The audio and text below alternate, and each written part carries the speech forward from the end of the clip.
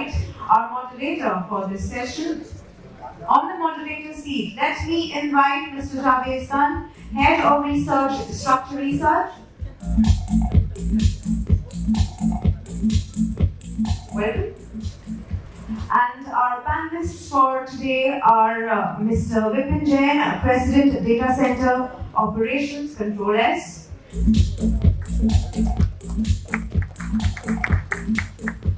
And Mr. Girish Dewari, CTO, Sifi Technologies. Ladies and gentlemen, a huge round of applause for our esteemed panel. Thank you everyone for joining us on the panel. We have some really distinguished people that have been in the data center industry for many, many years. I know we're running a little behind schedule, so we're just going to dive into the panel discussion.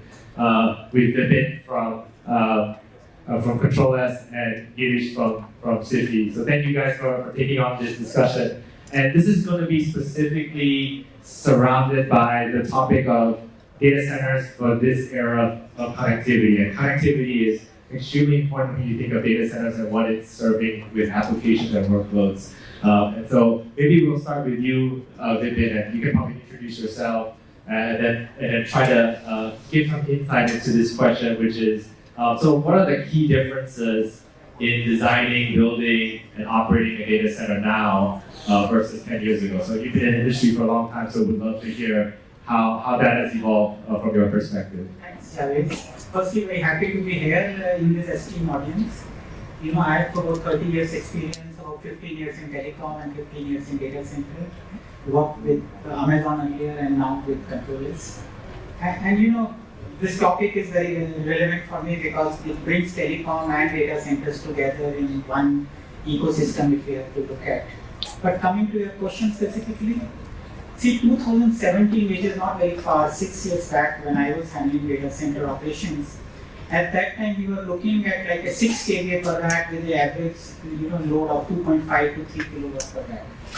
And if we see today when we are sitting here, we are already talking of 20 kVA rack with about 12.5, 13 kilowatt per rack consumed power. And if you just see 2 years away from us, I think we have already started seeing 40 to 50 kVA racks coming into it. So any data center, if we look at which was constructed in 2016-17, is within 6-7 years is going for obsolescence kind of thing, and the people who are running business cases of 15 years, I think they have to reevaluate if it still makes sense to run a business case of 15 years of investment in a data center, or you need to have a 6 year, 5 years kind of a horizon to get those kind of investments back. Yeah, and Girish, what are your thoughts on that same question? Thanks, Javed, and thanks, Vipin. So, just to add what Vipin has mentioned, definitely, I'm seeing that in last 10 to 15 years, the data center business in India is having a complete paradigm shift. Means, if you ask me the 15 years before, where we used to have only customers like banking customers, enterprise customers, and the SLA, what is asked is only related to 20 degrees centigrade and uninterrupted power. From there, today we are talking about 100% uptime, we are talking about the gender diversity, we are talking about the green footprint. So there is a substantial change has came, not only in terms of the density, but in terms of the requirement from the co-location players and also the connectivity to all the data centers. So we see that when the next phase which is coming, that is right from the hyperscalers to the AI, and lot of such industries, right from the healthcare section, government, within government, the legal and banking infra, those are growing in literally at a very high pace. So we will see that in next 2 to 3 years, we will have the very high density data centers requirement, and definitely that uptime availability, the criticality is going to become most important for everyone, and also the sustainability, environment sustainability. So there is a fantastic growth which is coming, especially in the Amrut Kal, where we all are, and we will see that in the data centers or in the digital industry, we will see a lot of good things which are coming into the network connectivity, into the data centers, into AI, ML, everything. Yeah. Yeah, and Giddy, sticking with you, so you don't have to keep passing over the microphone. Maybe Vipin, you can start as well. And in your role, Vipin, as you head up operations, you're the president for data center ops and control S. And you set a great context earlier about power density and how that has really changed the game in terms of how you think about architecture and design and operations of your facility. And then let's bring it back to the connectivity aspect, which is, what does it mean in your role, and how does this era of connectivity play into what you think about? See, what we have to think now is, firstly, where from the customer workloads are going to come in these data centers. Let's say when we evolve to AI and ML, my sense is, at least in the immediate next 3-4 years, we may see a lot of international workloads coming to India. And if that is going to happen, because they may use the training workloads, where all the AI ML processing happens, that may happen in India. And if a lot of international workloads have to come to India, then we have, again, I think Mumbai and Chennai will see a dramatic influence on that by being close to the subsea cables.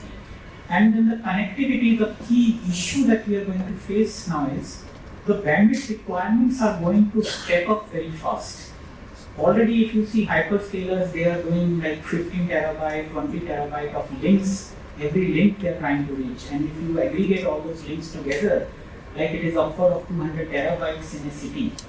But if data center farther it is away from subsea cables into cities which do not have subsea cables, then laying such heavy connectivity requirements from Mumbai to those cities will be extremely difficult. So in my sense, Mumbai and Chennai will consolidate further their positions in the data center because of this connectivity need. Now let's talk about, one is the training workload and there is a edge workload. Now this edge workload, as it evolves in India, because we have very high population density across India and everybody is using digitization modes, applications, and as and when that happens, and because of the high latency applications, you will need AI processing, edge processing happening closer to the customer. That means on one side you will need edge aggregation nodes where the training workload happens closer to subsea cables, but at the same time, edge nodes will be needed practically in every city. That may happen after 5 years or 10 years, I cannot predict, but that is going to happen. So this whole ecosystem of edge nodes, connectivity back, very high power high capacity connectivity back to the aggregation nodes, and those aggregation nodes having a very powerful connectivity back with international rest of the location. I think that will define the ecosystem overall, and whoever is positioned to take care of this entirety of ecosystem will finally win this entire thing, or will be best positioned. Otherwise, anything that you do in isolation, just to put a data center building somewhere, with some power and density, that is not going to take you very long in this race. I think it's the time we should start thinking of overall ecosystem, edge, powerful connectivity back to the data center nodes, then to this thing. And this holistic thing only is going to make any company successful or not in the long term. Yeah, give you the same question, but also wanted to get your take on, at SIFI, are you guys thinking of solving this connectivity angle in-house, or do you work with partners? How does that look like in your role at SIFI? So just adding to what Vipin has mentioned, Vipin has touched upon the international business which is coming in. But additionally, recently we have seen there is a lot of domestic developments also coming. Just to give you a few of the examples, is Smart City project. Now in the Smart City project, in some of the seminar, the person who is actually handling that project, and I had an interaction with him, what I came to know that all those 150 cities which has been identified, those cities has been completed for the smart cities, and now the project has been handed over to the local authorities so that they can bring that all the metro cities with this kind of smart city applications. So that is also going to bring a lot of data into the system. Additionally, now we have seen that electrical cars. Now electrical cars, the population of electrical cars is increasing. I was speaking to somebody from Tata Motors to understand that each electrical car, when it is on the road, every minute it generates 2000 data points. Finally, this entire data is going and sitting into the main data centers, and as Vipin has rightly mentioned, now when the data is available, that data has to get distributed, and that is where the edge network is coming. So, in every seminar, one question always comes that currently the data center development is very much limited to the key cities like Mumbai or Chennai, Hyderabad, Bangalore. So, when it will go to the metro 2 cities or second cities and tier 2, tier 3, tier 4 cities, but definitely now that time has came. That is the ecosystem. That ecosystem will get developed once we have the better connectivity which we see from the 5G. So 5G rollout has started. 5G rollout, when it will be reaching to all the cities, definitely this edge network will grow. Second thing, the infrastructure readiness, like power and as well as the water, that is currently which is predominantly concentrated in the metro cities, has to be that kind of a reliable power availability across all the cities. Then also these data centers as well as edge network will grow across the India, and that is something which is very important. Third thing is, now if I look at the APAC as a region, in the APAC, China, Singapore are the two countries which are actually heading in terms of the data center population, in terms of the data center, all your data hosting. Now, those both countries are having the constraint, and now most of the international and domestic who are want to come back to the India, that is another definite good growth which we are going to see. Now coming to your question on what SIFI is doing. See, when we talk about network connectivity, there are different, like right from the direct connectivity, you have WAN, you have SAS, and all other different methods. And when we say about the digital networking, that SIFI works onto every platform. SIFI gives all types of the services to the customers. So, to give you the example, all our Indian Post. So, Indian Post, right from the Ladakh to the Kanyakumari, has been connected on SIFI network. The banking, most of the banking ATMs, banking branch are connected on the SIFI network. So there are different methods where the SIFI plays a major role into connecting all the customers and their services on the network connectivity. Vipin, how does Control S think about your connectivity solution that relates to both your enterprise and hyperscale customers? I tell you what Control S is trying to do is, we are looking not at a 2-year, 3-year kind of a vision, we are looking at 15 to 20 years vision. So in that direction, I think we have taken a lead in investing already into all the SCTs, at least 15 SCTs. We have already started investing in terms of land and making sure, and already like cities like Lucknow, Patna, we have started coming up with our data centers. Ahmedabad, we have started coming up with data centers. Other than the top cities, where we definitely we are there. Secondly, what we have understood is customers don't need just the power and infrastructure. They need finally customized services also. So much of AI, cloud will come, you need support services. Simple things like data migration, how to put your applications onto such kind of clouds. They need a lot of support. Where our Cloud4C company is taking a lead, and its revenues have now reached even more, almost same level where Control S is today. Thirdly, we have started investing into NLD routes and intra-city fibers also, which is, I think, very limited data center providers are moving into that space. But looking at the need that will be there for this connectivity, that is very much understood by our company, and we have started taking baby steps one after another to build a strong portfolio of entire ecosystem for the customers. Because my personal feel is, telcos are continue to be, their energies are going to drain out in all the 5Gs and 4Gs to connect to the mass, consumers.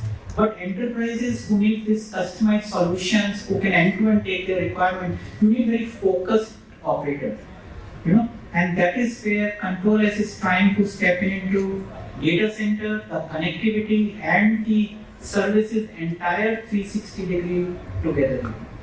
And because the demand coming in is so great, like you said, international companies, domestic Indian companies growing, it's not going to be a winner take all. There's going to be room for multiple operators to succeed. And wanted to get your insight on, because you both have served enterprise customers and hyperscale customers within both of your companies. Are there differences in the way enterprises and hyperscalers think about connectivity, and is one or the other ahead of the other in terms of how they're procuring or architecting their connectivity solutions? So, if I have to divide into two parts, one is within data center and outside data center. Within data centers, the requirement of the hyperscalers is completely different, because right from the network security, network uptime availability, and the kind of bandwidth what they require. So today we are talking about the petabyte of the data from the hyperscalers, because all the OTT segment is sitting on the hyperscalers, right from our World Cup matches to all the Hotstars and Disneys. So the one is the requirement of the data traffic is very, very high. Second thing, we have seen in the network architecture of the hyperscalers, the way they utilize that bandwidth is very good, so that the latency is very low. Vis-a-vis, when I look at our enterprise customers, they are still on the legacy. Okay, so they looking for the point-to-point connection more. Okay, rather than distributing the network and having the better utilization, it is the point-to-point connection, more number of cross connects or more number of ISPs. But definitely going forward, we will see there will be a lot of change will come in terms of the technologies, in terms of the latencies, what the requirement is. So yes, in the future, network will be one thing where I can see a lot of technology advancement and the improvements which will be coming. I'll add to this. See, what is fundamental difference between a hyperscaler and enterprise connectivity is, one is the sheer scale, one is extremely high scale, other is a lower scale at this moment of time. Second thing, dedicated network versus shared network. Hyperscale customers are using dedicated network, whereas enterprise customers are using shared network. Now the key difference in this dedicated versus shared is, when it is dedicated, you can optimize that network with least latency. That means no intermediate set of routers and shared devices will come in, whereas enterprise today is going through a shared network, where a lot of routers comes, where processing delays comes. So the latency which an enterprise customer will get in this case will be slightly inferior to what a hyperscaler customer will get. And I think this may look very small today, but tomorrow, unless the larger telecom players or the players like us come with solutions to solve this problem, enterprise customers will face an issue that because of this connectivity of shared thing, they are not getting the most optimal performances that they need, and that may force them to shift to the cloud. So connectivity in a way doesn't look a very important decision factor today, but may ultimately be the deciding factor in this data center industry tomorrow.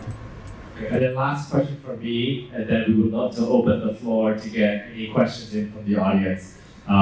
Everyone's talking about AI. It's the most talked about topic in any conference that I've attended this year.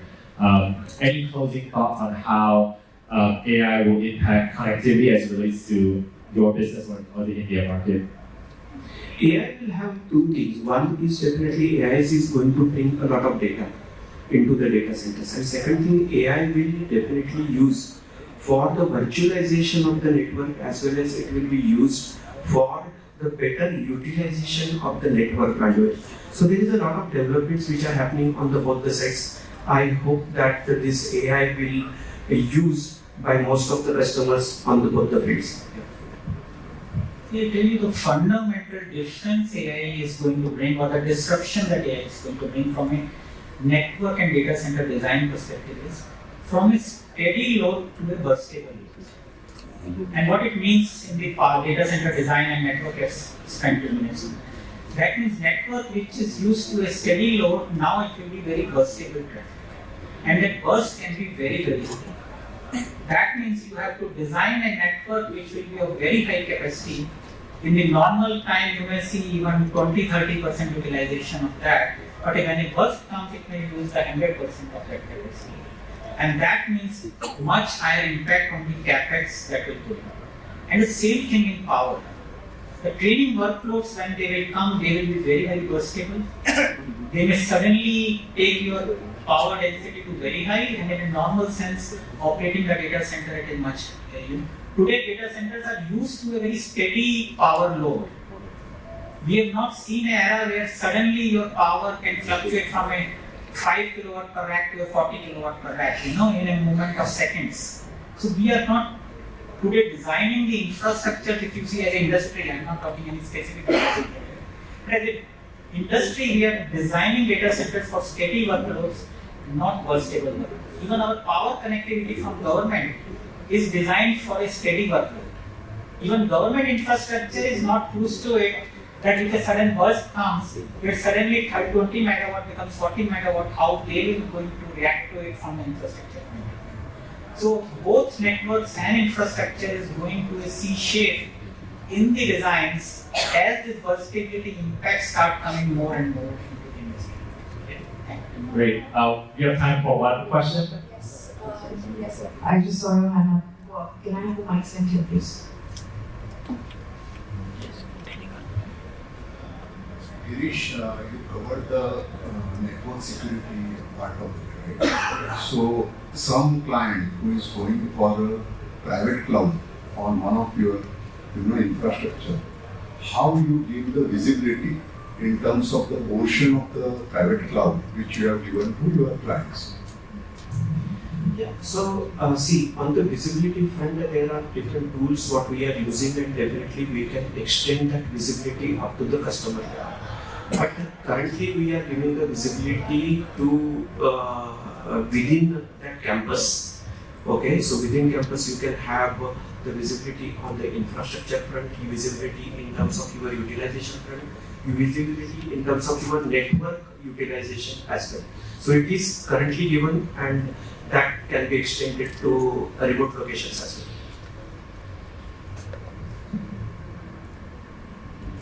We'll take one more question from you. Will there be any possibility of a grid of data center like power? If there is no data center, the data is going to be like a currency, so that the SME sector can also start using the data center as a cluster of SME. Because one data center is consuming 40% load, can shift, and sharing can happen within data center if it is possible operationally. Like, will the grid may be possible? Your question is very valid. As this burstability increase in data centers, I think there will be a need to see how collectively data centers comes together on a common grid, where different customers may be doing burstability at different points in time, and where a common high capacity infrastructure can take care of those kind of fluctuations. In today's time, when they are individually connected, each one will have to manage its burstability on its own, which may be difficult as we evolve into AI. Alright, with that we have to close the Q&A. Mr. Pan, if you can decide which question was most relevant so that we can give away a little souvenir. I don't know. I hate being on the spot, so maybe Vipin or Girish, maybe let you guys decide since you are the experts. Okay, I think Alright, Sir Achha, this is my request you to please present this.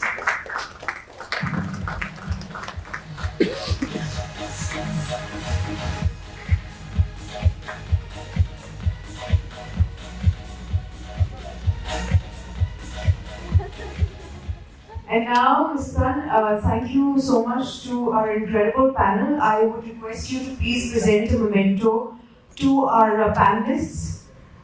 We have souvenirs from Fuji Electric.